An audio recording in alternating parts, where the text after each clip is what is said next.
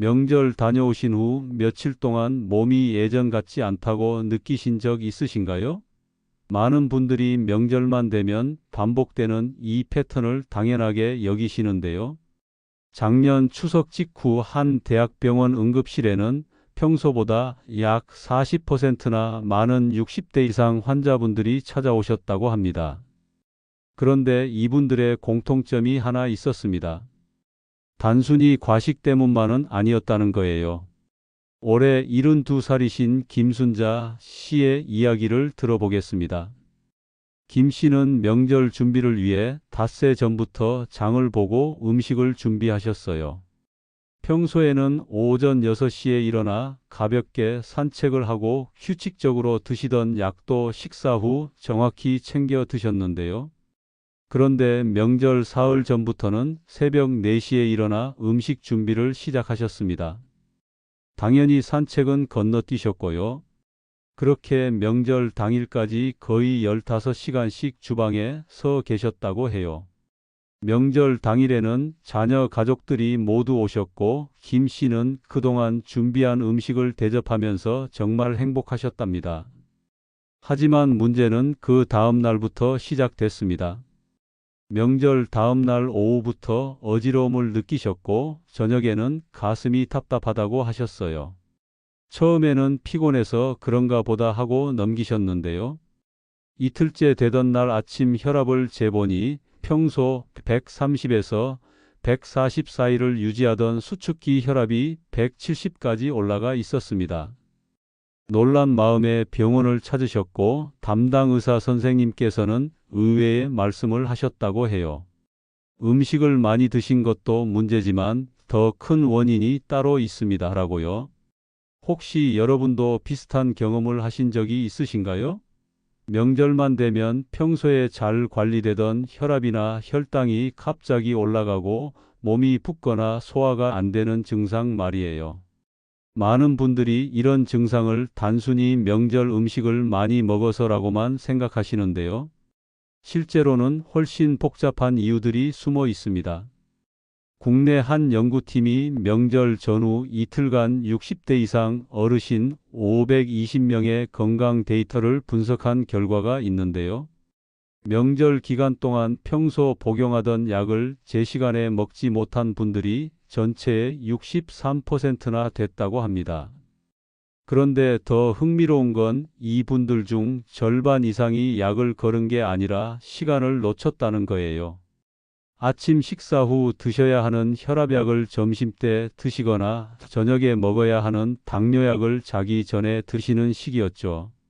왜 이런 일이 생길까요? 명절에는 평소와 완전히 다른 생활 리듬이 만들어지기 때문입니다. 아침을 준비하다 보면 평소 식사 시간이 2~3시간씩 밀리고 손님 접대를 하다 보면 점심을 거르기도 하죠. 저녁은 또 어떤가요? 평소보다 훨씬 늦은 시간에 드시게 되고 그 양도 평소의 2배 이상이 되곤 합니다. 그런데 우리 몸은 이런 변화에 생각보다 민감하게 반응합니다. 특히 60대 이상 어르신들의 경우 신체 항상성을 유지하는 능력이 젊은 사람들보다 약해져 있어서 작은 변화에도 큰 영향을 받으실 수 있거든요. 혈압약을 예로 들어볼까요? 아침 식사 후 복용하도록 처방된 혈압약은 약이 흡수되고 효과를 나타내는 시간이 계산되어 있습니다. 그래서 오전부터 오후까지 혈압을 안정적으로 유지해 주는 거예요. 그런데 이 약을 점심이나 저녁에 드시게 되면 정작 혈압이 올라가기 쉬운 오전 시간대에는 약효가 없는 상태가 됩니다. 김순자 씨의 경우도 바로 이 문제였습니다. 평소 아침 7시에 드시던 혈압약을 명절 기간 동안 오전 10시에서 11시 사이에 드셨던 거예요. 게다가 수면 시간도 평소 6시간에서 4시간으로 줄어들었고요. 담당 의사 선생님은 이렇게 설명하셨다고 합니다. 과식도 문제지만 생활 리듬이 깨진 것이 더 큰 원인입니다. 우리 몸의 혈압은 새벽부터 오전 시간에 가장 많이 올라가는데 바로 그 시간대에 약 효과가 없었던 거죠 라고요. 그럼 음식은 정말 문제가 없는 걸까요? 물론 아닙니다. 다만 우리가 생각하는 것과는 조금 다른 방식으로 문제가 됩니다. 많은 분들이 명절 음식하면 전이나 갈비찜 같은 기름진 음식을 떠올리시고 이게 문제라고 생각하시는데요. 실제로는 나트륨이 훨씬 더 큰 문제를 일으킵니다. 명절 음식 대부분은 간장, 된장, 고추장 같은 장류로 간을 하고 여기에 소금까지 추가로 들어가거든요. 한 끼 명절 식사에 들어있는 나트륨 양이 세계보건기구 하루 권장량인 2000mg을 훌쩍 넘는다는 연구 결과도 있습니다. 그런데 나트륨이 왜 문제일까요? 나트륨은 우리 몸에서 수분을 끌어당기는 성질이 있습니다. 짠 음식을 먹으면 갈증이 나는 이유도 이 때문이에요. 몸속에 나트륨이 많아지면 혈관 안에 수분이 많아지면서 혈액량이 증가하고 그 결과 혈압이 올라가게 됩니다. 60대 이상 어르신들은 신장 기능이 젊었을 때보다 떨어져 있어서 과도한 나트륨을 배출하는 능력도 약해져 있는 상태예요. 그러니 젊은 사람들보다 같은 양의 짠 음식을 먹어도 혈압이 더 많이 올라갈 수밖에 없죠. 여기서 한 가지 더 생각해 봐야 할 점이 있습니다. 혹시 명절 음식을 준비하면서 맛을 보신 적 있으신가요? 당연히 있으시겠죠. 그런데 이 과정에서 우리가 생각하는 것보다 훨씬 많은 양의 음식을 드시게 됩니다. 한 연구에서 명절 음식을 준비하는 주부들의 섭취량을 조사했더니 실제 식사량의 절반 정도를 요리 중에 이미 섭취하고 있었다고 해요. 그러니까 3끼를 드신 게 아니라 사실상 4끼 반 정도를 드신 셈이 되는 거죠. 그런데 정작 본인은 제대로 된 식사를 3번만 했다고 생각하시는 겁니다. 그렇다면 이런 변화들이 우리 몸에 구체적으로 어떤 영향을 미칠까요? 단순히 혈압이 조금 오르는 정도면 큰 문제가 아니라고 생각하실 수도 있는데요. 실제로는 훨씬 심각한 상황으로 이어질 수 있습니다. 서울의 한 대학병원 순환기내과에서 명절 연휴 기간과 그 직후 일주일간 응급실을 찾은 환자 데이터를 분석한 결과 흥미로운 사실이 밝혀졌습니다. 심근경색이나 뇌졸중 같은 심내혈관 질환으로 응급실에 오신 60대 이상 환자 수가 평소보다 35%나 증가했다는 거예요. 더 놀라운 건 이 환자분들 대부분이 평소 건강관리를 잘하시던 분들이었다는 점입니다. 정기적으로 병원을 다니시고 약도 잘 드시고 운동도 하시던 분들이요. 그런데 명절 단 며칠 동안의 생활 습관 변화가 이렇게 큰 위험을 만들어낸 겁니다. 왜 이런 일이 생기는 걸까요? 우리 몸의 혈관은 생각보다 섬세한 시스템입니다. 특히 나이가 들면서 혈관벽이 딱딱해지고 탄력이 떨어지는데요. 이런 상태에서 갑자기 혈압이 오르면 혈관에 가해지는 압력이 급격히 증가합니다. 평소 관리가 잘 되던 분들도 명절 기간 동안 약 복용 시간이 불규칙해지고 나트륨 섭취가 늘어나면서 혈압이 오르는 거죠. 여기에 수면 부족까지 더해지면 우리 몸의 스트레스 호르몬인 코르티솔이 증가하면서 혈압을 더욱 높입니다. 게다가 명절에는 평소보다 활동량이 급격히 늘어나시는 분들이 많으세요. 청소를 하고 음식을 준비하고 손님을 맞이하면서 하루 종일 서 계시거나 움직이시는 경우가 많죠. 평소 규칙적으로 걷기 운동을 하시던 분이라면 이 정도 활동이 문제없을 수 있지만 평소 활동량이 적으셨던 분들이 갑자기 많이 움직이시면 심장에 무리가 갈 수 있습니다. 68세 박영철 씨의 경우를 보면 이 문제가 더 명확해집니다. 박 씨는 평소 가벼운 산책 외에는 특별한 운동을 하지 않으셨는데요. 명절 당일 아침부터 집안 대청소를 시작하셨습니다. 먼지 쌓인 천장 모서리를 닦고 무거운 가구를 옮기고 마당도 쓸고 정리하셨어요. 점심때쯤 되니 등과 팔에 땀이 흥건하게 났지만 손님이 오기 전에 끝내야 한다는 생각에 계속 일하셨답니다. 그런데 오후 2시쯤 갑자기 가슴이 조이는 듯한 통증이 느껴지셨고 호흡이 가빠지면서 식은땀이 났다고 해요. 다행히 며느리분이 바로 알아채고 응급실로 모셨는데 심근경색 초기 증상이었습니다. 응급시술을 받고 큰 위기는 넘기셨지만 담당 의사는 조금만 늦었어도 큰일 날 뻔했다고 하셨답니다. 박 씨는 평소 혈압이나 혈당은 정상 범위였고 특별한 지병도 없으셨어요. 다만 평소 활동량이 적은 상태에서 갑자기 과도한 신체 활동을 하셨고 아침을 거르신 상태로 일을 하시다 보니 심장에 무리가 갔던 겁니다. 여기에 명절 준비 스트레스까지 더해지면서 몸 전체가 긴장 상태에 놓였던 거죠. 그렇다면 명절 스트레스는 정확히 어떤 방식으로 우리 몸에 영향을 줄까요? 많은 분들이 스트레스를 그저 심리적인 문제라고 생각하시는데요. 실제로는 스트레스가 우리 몸의 생리적 시스템 전체에 영향을 미칩니다. 스트레스를 받으면 우리 몸에서는 코르티솔과 아드레날린 같은 호르몬이 분비되는데요. 이 호르몬들은 심장 박동을 빠르게 하고 혈압을 올리며 혈당을 높입니다. 원래는 위험한 상황에서 몸이 빠르게 대응할 수 있도록 돕는 반응이에요. 하지만 이런 상태가 며칠씩 계속되면 문제가 됩니다. 명절 준비는 보통 사나흘 전부터 시작되고 명절 당일까지 이어지죠. 그 기간 내내 몸은 긴장 상태를 유지하게 됩니다. 특히 60대 이상 어르신들의 경우 스트레스 호르몬을 분해하고 배출하는 능력이 젊었을 때보다 떨어져 있어서 같은 스트레스를 받아도 몸에 더 오래 영향이 남습니다. 한 연구에 따르면 명절 기간 동안 주 준비자의 코르티솔 수치가 평소보다 평균 45%나 높게 유지됐다고 해요.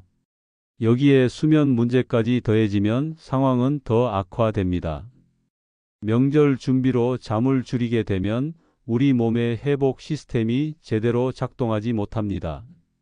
수면 중에는 낮 동안 올라갔던 혈압이 떨어지고 심장이 쉬면서 혈관도 회복 시간을 갖게 되는데요.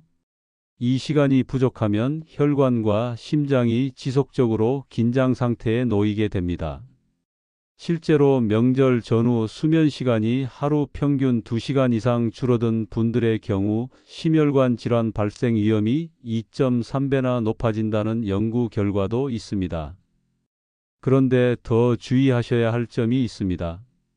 바로 명절이 끝난 직후예요. 많은 분들이 명절 기간만 조심하면 된다고 생각하시는데 사실은 명절 직후 이틀에서 사흘이 가장 위험한 시기입니다. 왜 그럴까요? 명절 기간 동안 우리 몸은 극도로 긴장된 상태를 유지합니다. 그러다가 명절이 끝나고 갑자기 긴장이 풀리면서 몸의 방어 시스템도 함께 느슨해지는 거예요. 마치 며칠간 팽팽하게 당겨졌던 고무줄이 갑자기 풀리면서 탄력을 잃는 것과 비슷합니다. 이때 몸에 쌓여있던 피로와 스트레스가 한꺼번에 나타나면서 여러 증상이 발생할 수 있어요. 두통, 어지러움, 소화 불량은 물론이고 심한 경우 혈압이나 혈당이 급격히 변동하기도 합니다. 그래서 명절 다음 날부터 사흘간은 특히 몸 상태를 잘 살피셔야 해요. 가슴 통증이나 호흡 곤란, 심한 두통, 갑작스러운 어지러움 같은 증상이 나타나면 바로 병원을 찾으셔야 합니다. 혹시 이런 증상들을 그냥 피로 때문이라고 넘기시진 않으셨나요? 실제로 많은 분들이 명절 후유증을 단순한 피로로 여기고 며칠 쉬면 괜찮아지겠지 하고 생각하십니다. 하지만 앞서 말씀드린 것처럼 이 시기가 가장 위험할 수 있다는 점을 꼭 기억하셔야 해요. 그렇다면 우리는 어떻게 해야 할까요? 명절을 아예 안 보낼 수도 없고 음식 준비를 하지 않을 수도 없는 노릇이잖아요. 여기서 중요한 건 완벽하게 피하는 게 아니라 현명하게 대처하는 방법을 아는 겁니다. 다음에는 구체적으로 어떤 습관들을 조심해야 하는지, 그리고 실천 가능한 대안들은 무엇인지 자세히 살펴보도록 하겠습니다. 그렇다면 구체적으로 어떤 습관들이 가장 위험할까요? 먼저 많은 분들이 놓치시는 부분부터 살펴보겠습니다. 명절 음식 중에서도 특히 조심해야 하는 게 있는데요. 바로 국물 요리입니다. 많은 분들이 기름진 전이나 고기 요리만 조심하시는데 사실 떡국이나 갈비탕 같은 국물 요리가 훨씬 더 위험할 수 있어요. 왜 그럴까요? 국물에는 나트륨이 엄청나게 많이 들어있기 때문입니다. 한 그릇의 떡국에 들어있는 나트륨이 평균 1800mg 정도인데 이건 하루 권장량의 거의 90%에 해당하는 양입니다. 그런데 여기서 더 큰 문제는 국물을 드시는 방식이에요. 혹시 떡국이나 국을 드실 때 국물을 남김없이 다 드시진 않으셨나요? 특히 추운 명절이면 따뜻한 국물이 좋아서 마지막 한 방울까지 드시는 분들이 많으세요. 그런데 음식의 나트륨은 대부분 이 국물에 녹아 있습니다. 건더기만 드시면 나트륨 섭취를 절반 이상 줄일 수 있는데 국물까지 다 드시면 나트륨을 과도하게 섭취하게 되는 거죠. 한 영양학과 연구팀이 명절 음식의 나트륨 함량을 분석했더니 같은 떡국이라도 국물을 반만 드시면 나트륨 섭취량이 55%나 감소한다는 결과가 나왔습니다. 73 김영희 씨는 평소 혈압 관리를 정말 철저히 하셨던 분이에요. 저염식을 실천하시고 국이나 찌개도 국물은 거의 안 드셨거든요. 그런데 작년 설날에 며느리가 정성껏 끓여준 떡국을 보시고는 마음이 약해지셨답니다.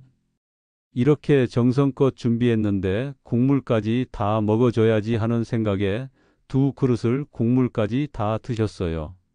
점심에는 갈비탕을 또 국물까지 드시고 저녁에는 냉면 육수까지 마셨습니다. 그날 하루 동안 섭취한 나트륨이 무려 6000mg이 넘었던 거죠. 권장량의 3배가 넘는 양이었습니다.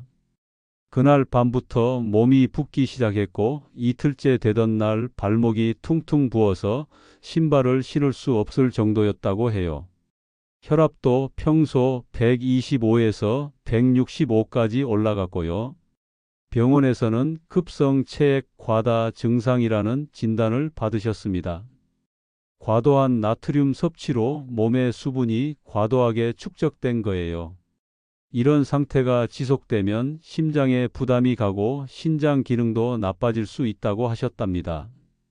혹시 여러분도 명절 다음 날 얼굴이나 다리가 유난히 붓는 경험을 하신 적 있으신가요?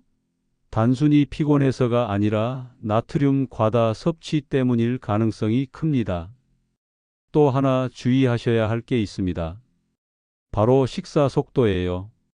명절에는 대가족이 모여서 식사를 하다 보니 평소보다 훨씬 빠르게 드시게 되는 경우가 많아요. 특히 손님 접대를 하시는 분들은 본인 식사는 대충 빨리 드시고 다시 음식을 준비하거나 설거지를 하시죠. 그런데 빠르게 먹으면 우리 몸에 포만감 신호가 제대로 전달되지 않습니다. 뇌가 배가 부르다는 신호를 받기까지는 식사를 시작한 후 약 20분 정도가 걸리는데요. 10분 안에 식사를 마치면 이미 과식한 상태에서도 배가 부르다는 느낌을 받지 못하는 겁니다.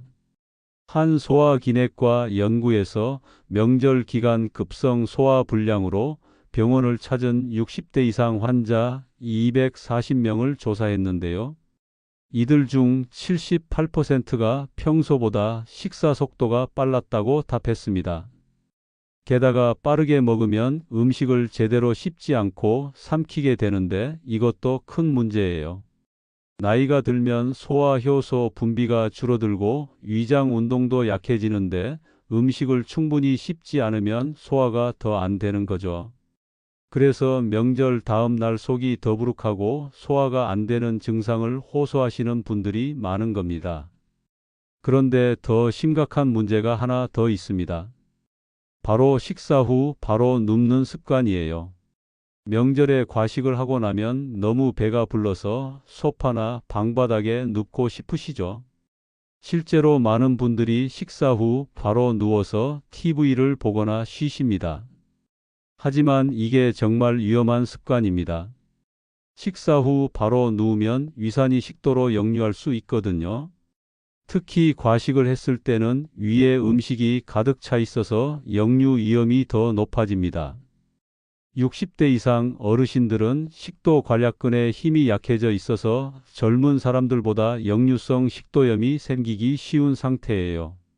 역류성 식도염이 생기면 가슴이 타는 듯한 통증과 신물이 올라오는 증상이 나타나는데요. 이런 증상을 단순 소화불량으로 오해하시는 분들이 많습니다. 그래서 제산제만 드시고 넘기시는데 증상이 반복되면 식도에 염증이 생기고 심하면 식도 궤양까지 발생할 수 있어요. 게다가 역류성 식도염은 수면의 질도 떨어뜨립니다. 밤에 누워 있을 때 위산이 역류하면서 자꾸 깨게 되거든요. 그러니 명절 동안 부족했던 수면을 보충하려고 해도 제대로 쉴 수가 없는 악순환이 반복되는 겁니다. 그럼 여기서 한 가지 질문을 드려보겠습니다. 혹시 명절에 평소 안 드시던 술을 드신 적 있으신가요? 평소에는 건강을 위해 술을 끊으셨거나 거의 안 드시던 분들도 명절에는 자녀들이 권하면 한두 잔 하시는 경우가 많으세요. 명절인데 이 정도는 괜찮겠지 하는 생각으로요. 그런데 평소 술을 안 드시던 분이 갑자기 술을 드시면 몸이 더 큰 충격을 받습니다. 특히 약을 드시는 분들은 더욱 조심하셔야 해요. 술은 많은 약물과 상호작용을 일으킬 수 있거든요. 혈압약 중 일부는 술과 함께 먹으면 혈압이 급격히 떨어질 수 있고 당뇨약도 술과 함께 복용하면 저혈당이 올 위험이 있습니다. 또 술은 그 자체로도 혈압을 올리는 효과가 있어요. 한 잔 정도는 일시적으로 혈관을 확장시켜 혈압을 낮출 수 있지만 두세 잔 이상 마시면 오히려 혈압이 올라갑니다. 한 심장 전문의가 명절 연휴 기간 응급실에 온 환자들을 분석했더니 평소 술을 안 드시다가 명절에 음주를 한 60대 이상 환자들의 경우 심방세동 같은 부정맥 발생 위험이 4배나 높았다는 결과가 나왔습니다. 그렇다면 이런 위험들을 완전히 피할 수 있는 방법이 있을까요? 사실 명절을 보내면서 모든 것을 완벽하게 통제하기는 어렵습니다. 하지만 작은 변화만으로도 큰 차이를 만들 수 있다는 사실을 알고 계시나요? 여기서 중요한 건 무엇을 포기하느냐가 아니라 어떻게 현명하게 조절하느냐입니다. 우선 가장 쉽게 실천할 수 있는 것부터 시작해 볼까요? 바로 물 마시기입니다. 많은 분들이 명절 기간 동안 물을 충분히 드시지 못하세요. 음식 준비하고 손님 맞이하느라 바쁘다 보면 물 마실 시간도 잊어버리시죠. 그런데 물을 충분히 마시는 것만으로도 여러 문제를 예방할 수 있습니다. 물은 체내 나트륨 배출을 도와주고 혈액순환을 원활하게 해줘요. 또 변비 예방에도 도움이 되고요. 명절 음식은 대부분 식이섬유가 부족한데 물을 충분히 마시면 소화가 좀 더 수월해집니다. 한 신장내과 전문의는 명절 기간 동안 평소보다 물을 20% 이상 더 마실 것을 권장한다고 해요. 특히 나트륨이 많은 음식을 드셨다면 물을 더 많이 마셔서 나트륨 배출을 돕는 게 중요합니다. 그런데 여기서 주의할 점이 있습니다. 물 대신 커피나 녹차 같은 카페인 음료를 많이 드시면 오히려 탈수가 될 수 있어요. 카페인은 이뇨 작용을 해서 소변량을 늘리거든요. 그러니 수분 보충 목적이라면 생수나 보리차 같은 카페인 없는 음료를 드시는 게 좋습니다. 하루에 물 한 컵을 8잔 정도 마신다고 생각하시면 되는데요. 한 번에 많이 마시기보다는 조금씩 자주 마시는 게 더 효과적입니다. 예를 들어 요리하실 때 주방에 물병을 두시고 1시간에 한 번씩은 물을 한 컵 마신다는 식으로 규칙을 정하시면 도움이 됩니다. 약 복용 시간 문제는 어떻게 해결할 수 있을까요? 명절이라고 해서 약을 안 먹을 수는 없잖아요. 여기서 가장 중요한 건 식사 시간이 바뀌더라도 약 복용 시간만큼은 최대한 지키는 겁니다. 예를 들어 평소 아침 7시에 약을 드신다면 명절에도 가능한 한같은 시간에 드시는 거예요. 식사 전이나 식사 후에 드셔야 하는 약이라면 간단하게라도 음식을 조금 드시고 약을 챙겨 드시는 게 좋습니다. 빈속에 약을 먹어도 되는 약이라면 일단 정해진 시간에 약부터 드시고 나중에 식사를 하셔도 됩니다. 한 가지 팁을 드리자면 명절 전에 미리 약을 작은 통에 나눠 담아 두시는 게 좋아요. 아침 약, 점심 약, 저녁 약을 각각 구분해서 준비해 두시면 바쁜 명절에도 약을 놓치지 않고 챙기실 수 있습니다. 요즘은 요일별로 나눠진 약통도 많이 나와 있으니까 그런 걸 활용하시는 것도 좋은 방법이에요. 그리고 핸드폰 알람을 설정해 두시면 더 확실합니다. 바쁘다 보면 약 먹을 시간을 잊어버리기 쉬운데 알람이 울리면 아, 약 먹을 시간이구나 하고 바로 챙기실 수 있거든요. 식사 속도 문제는 어떻게 해결할까요? 명절에 천천히 먹기란 정말 어려운 일이죠. 특히 손님을 대접하시는 분들은 더 그렇고요. 하지만 작은 습관 하나만 바꿔도 식사 속도를 늦출 수 있습니다. 바로 숟가락을 작은 걸로 바꾸는 거예요. 큰 숟가락으로 먹으면 한 번에 많은 양을 입에 넣게 되는데 작은 숟가락을 쓰면 자연스럽게 한 입에 먹는 양이 줄어들고 그만큼 식사 시간이 길어집니다. 또 한 가지 방법은 음식을 입에 넣고 나서 숟가락을 내려놓는 거예요. 손에 숟가락을 계속 들고 있으면 무의식적으로 빨리 먹게 되거든요. 그리고 가족들과 대화를 나누면서 드시면 자연스럽게 식사 시간이 길어집니다. 오랜만에 모인 가족들과 이야기 나누는 것도 명절의 즐거움이잖아요. 음식만 집중해서 빨리 먹기보다는 이야기도 하고 웃기도 하면서 천천히 드시는 겁니다. 실제로 가족과 대화하면서 식사한 그룹이 혼자 조용히 먹은 그룹보다 식사 시간이 평균 12분 더 길었고 섭취량은 15% 적었다는 연구 결과도 있어요.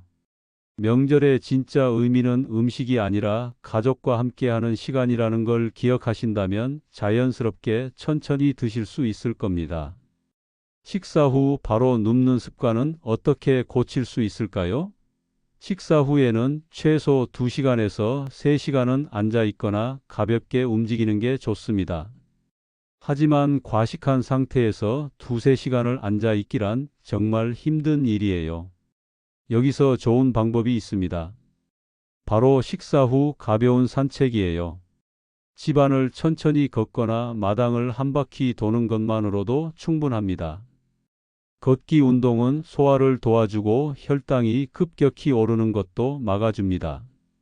한 당뇨병 연구에서 식후 15분간 천천히 걷는 것만으로도 혈당 상승을 30%나 줄일 수 있다는 결과가 나왔어요. 만약 몸이 너무 불편해서 꼭 누워야 한다면 완전히 눕지 마시고 상체를 약간 높인 자세로 쉬시는 게 좋습니다. 베개를 2~3개 받쳐서 상체를 30도 정도 높이면 위산 역류를 줄일 수 있어요.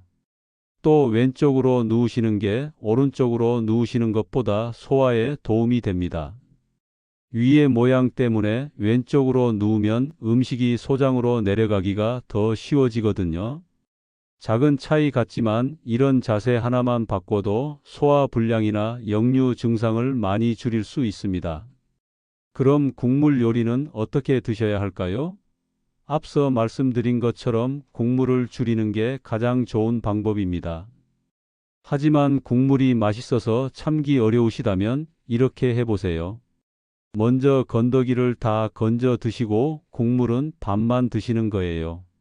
그것도 천천히 조금씩 떠서 드시면 됩니다. 국물 맛을 즐기시되 양을 줄이는 거죠. 또 하나 좋은 방법은 국이나 찌개를 끓일 때 간을 조금 약하게 하는 겁니다. 평소보다 간장이나 소금을 20%만 줄여도 나트륨 섭취를 크게 줄일 수 있어요. 처음에는 싱겁게 느껴질 수 있지만 며칠만 지나면 적응이 됩니다. 하지만 이런 작은 변화들만으로는 충분하지 않은 경우도 있습니다. 혹시 명절 기간 내내 이렇게 조심했는데도 불구하고 명절이 끝나고 나면 몸이 힘드신 분들 계시지 않나요? 그렇다면 혹시 우리가 놓치고 있는 더 중요한 무언가가 있는 건 아닐까요? 다음에는 많은 분들이 전혀 예상하지 못했던 명절 건강관리의 핵심을 말씀드리겠습니다. 많은 분들이 명절 건강관리라고 하면 음식 조절이나 약 챙겨 먹기 정도만 생각하십니다. 물론 이것들도 중요하죠. 하지만 정작 가장 중요한 것을 놓치고 계신 분들이 많아요. 바로 명절 준비를 시작하는 시점부터 계획을 세우는 겁니다. 대부분 명절 당일만 조심하면 된다고 생각하시는데 사실은 명절 사나흘 전부터 이미 건강관리가 시작돼야 합니다. 왜 그럴까요? 우리 몸은 갑작스러운 변화에 적응하는데 시간이 필요하기 때문이에요. 예를 들어볼까요? 명절 사흘 전부터 수면 시간을 조금씩 줄여가는 겁니다. 평소 6시간 주무시는 분이라면 사흘 전부터 하루에 10분씩 일찍 일어나는 거예요. 그러면 명절 당일 새벽에 일어나셔도 몸이 덜 힘듭니다. 갑자기 2시간씩 일찍 일어나시면 몸이 큰 충격을 받는데 조금씩 적응시키면 훨씬 수월해요.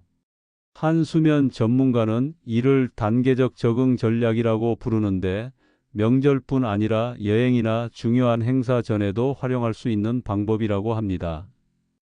또 하나 중요한 게 있습니다. 바로 명절 준비를 혼자 다 하려고 하지 않는 거예요. 67세 이정숙 씨의 경우를 보면 이 문제가 명확해집니다. 이 씨는 매년 명절마다 모든 음식을 혼자 준비하셨어요. 내가 해야 제맛이 나지 하는 생각에 자녀들이 도와주겠다는 걸 다 거절하셨죠. 그러다 작년 추석에 허리를 다치셔서 한 달 넘게 고생하셨습니다. 무거운 냄비를 들다가 허리에 무리가 갔던 거예요. 병원에서는 단순 근육통이 아니라 척추 주변 인대가 늘어난 상태라고 하셨답니다. 이 씨는 그때 깨달으셨다고 해요. 내가 다 해야 한다는 생각이 오히려 가족들에게 부담을 준 거구나라고요. 다음 설날부터는 며느리와 딸에게 음식 준비를 나눠서 맡기셨습니다. 본인은 간단한 반찬 몇 가지만 준비하시고 나머지는 가족들과 함께 하신 거죠. 그랬더니 놀라운 변화가 있었습니다. 명절 다음 날에도 몸이 전혀 힘들지 않으셨고 오히려 명절이 즐거웠다고 하셨어요. 가족들과 함께 음식을 준비하면서 이야기도 나누고 웃기도 했던 시간이 더 소중하게 느껴졌다고 합니다. 여기서 중요한 포인트는 무엇일까요? 명절은 혼자 힘들게 준비하는 게 아니라 가족이 함께 만들어가는 시간이라는 거예요. 많은 어르신들이 내가 해야 한다는 책임감에 무리하시는데 사실 자녀들은 부모님이 건강하신 게 더 중요합니다. 음식이 조금 부족하거나 맛이 예전만 못해도 괜찮아요. 오히려 함께 준비하는 과정에서 가족 간의 유대감이 깊어지고 어르신들의 건강도 지킬 수 있으니 일석이조죠. 한 가정의학과 의사는 명절 스트레스의 80%는 혼자 모든 걸 해내려는 부담감에서 온다고 말씀하셨습니다. 그럼 명절 당일에는 구체적으로 어떻게 해야 할까요? 여기서 핵심은 333 법칙입니다. 첫 번째 3은 3시간마다 한 번씩 쉬는 거예요. 음식 준비를 하시든 손님을 맞이하시든 3시간에 한 번은 10분 정도 앉아서 쉬셔야 합니다. 타이머를 맞춰 두시는 것도 좋은 방법이에요. 바쁘다 보면 쉬는 걸 잊어버리시는데 알람이 울리면 쉴 시간이구나 하고 의자에 앉으실 수 있거든요. 이 10분의 휴식이 몸의 피로를 크게 줄여줍니다. 두 번째 3은 식사를 3번으로 나눠서 조금씩 드시는 겁니다. 명절 음식은 한 번에 많이 차려지니까 한 끼에 다 드시려고 하지 마시고 아침, 점심, 저녁으로 나눠서 조금씩 드시는 거예요. 한 번에 과식하는 것보다 세 번에 나눠 드시면 소화도 잘 되고 혈당도 안정적으로 유지됩니다. 명절 음식은 어차피 남으니까 다음 날도 드실 수 있잖아요. 급하게 많이 드실 필요가 없는 겁니다. 세 번째, 삶은 물을 3시간마다 한 컵씩 마시는 거예요. 앞서 말씀드린 대로 물은 정말 중요합니다. 그런데 여기서 또 하나 놓치면 안 되는 게 있습니다. 바로 명절이 끝난 후 회복 기간이에요. 많은 분들이 명절이 끝나면 이제 됐다 하고 방심하시는데 오히려 이때부터가 진짜 중요합니다. 명절 다음 날부터 사흘간은 특히 조심하셔야 해요. 이 기간 동안 평소 생활 리듬으로 돌아가는 게 핵심입니다. 명절 다음 날 아침에는 평소 일어나시던 시간에 일어나세요. 늦잠 자고 싶으시겠지만 생활 리듬을 빨리 회복하는 게 더 중요합니다. 식사도 평소 드시던 시간에 평소 양만큼만 드시고요. 명절 음식이 남았다고 계속 드시면 몸이 회복될 시간이 없습니다.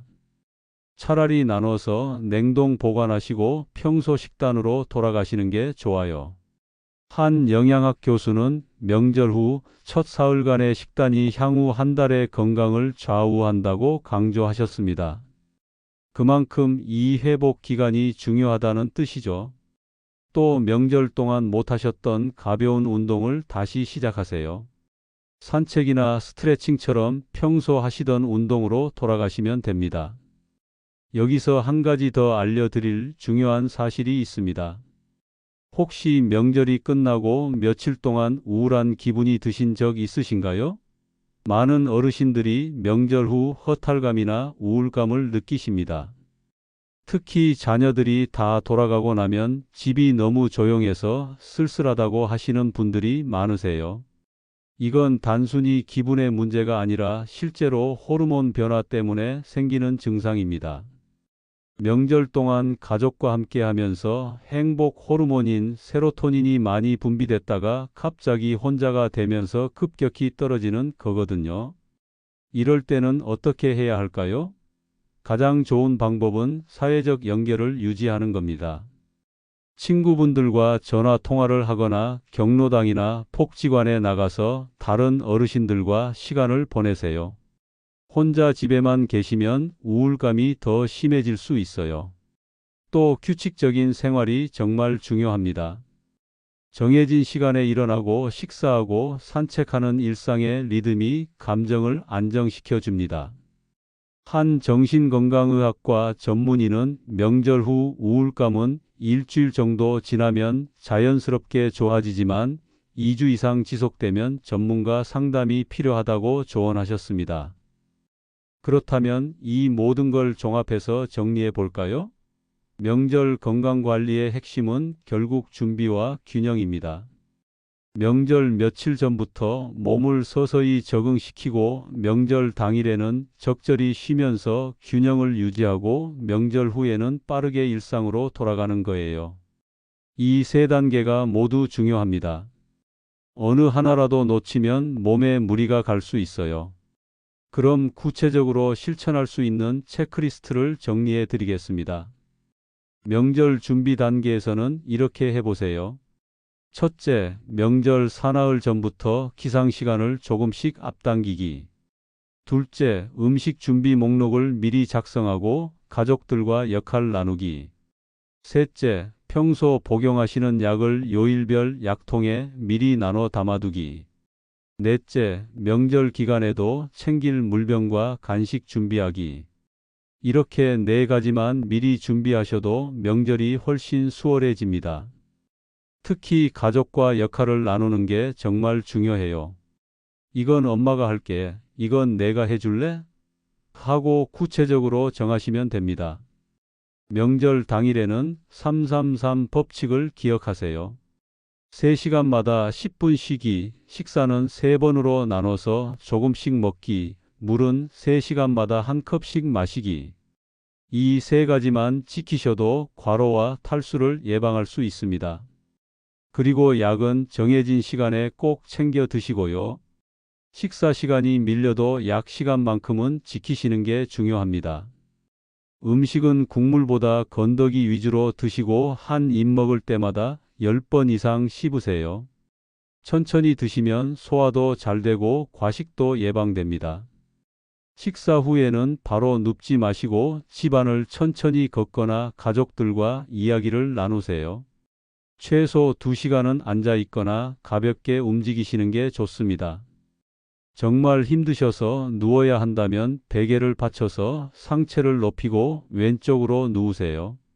그리고 명절에 술은 가능하면 피하시는 게 좋지만 정 드셔야 한다면 반 잔 정도만 천천히 드시고 물을 더 많이 마시세요.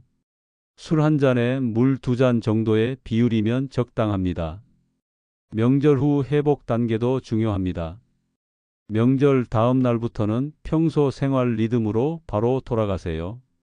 일어나는 시간, 식사 시간, 약 먹는 시간 모두 평소대로 하시는 겁니다. 명절 음식이 남았어도 평소 식단 위주로 드시고 남은 음식은 냉동 보관하세요. 가벼운 산책이나 스트레칭 같은 평소 운동도 바로 재개하시고요. 그리고 이틀에서 사흘 정도는 혈압이나 혈당을 평소보다 자주 체크하세요. 수치가 평소보다 높게 나오거나 이상 증상이 있으면 바로 병원을 찾으셔야 합니다. 혹시 가슴 통증, 심한 두통, 갑작스러운 어지러움, 호흡 곤란 같은 증상이 나타나면 절대 참지 마세요. 조금 쉬면 괜찮아지겠지 하고 넘기시면 안 됩니다. 이런 증상들은 심각한 질환의 신호일 수 있으니 바로 응급실을 찾으시는 게 안전합니다.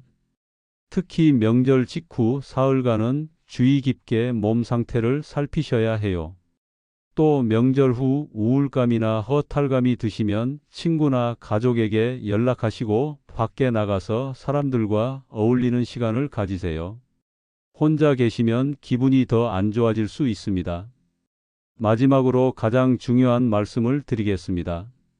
명절은 음식을 위한 날이 아니라 가족을 위한 날입니다. 완벽한 음식을 준비하느라 건강을 해치시면 안 돼요. 음식이 조금 부족하거나 맛이 예전만 못해도 괜찮습니다. 가족들은 음식보다 어르신들이 건강하게 오래 곁에 계시는 걸 더 바랍니다. 그러니 무리하지 마시고 가족들과 함께 준비하고 함께 즐기세요. 그게 진짜 명절의 의미입니다. 오늘 말씀드린 내용들이 어렵게 느껴지실 수도 있지만 한 번에 다 하실 필요는 없어요. 이번 명절에는 한두 가지만 실천해 보세요. 예를 들어 이번에는 물 충분히 마시기와 약 시간 지키기만 집중하시는 거예요. 그러면 다음 명절에는 훨씬 수월하게 느껴지실 겁니다. 작은 변화가 쌓이면 큰 변화가 됩니다. 여러분의 건강한 명절을 진심으로 응원합니다. 혹시 여러분만의 명절 건강관리 비법이 있으신가요?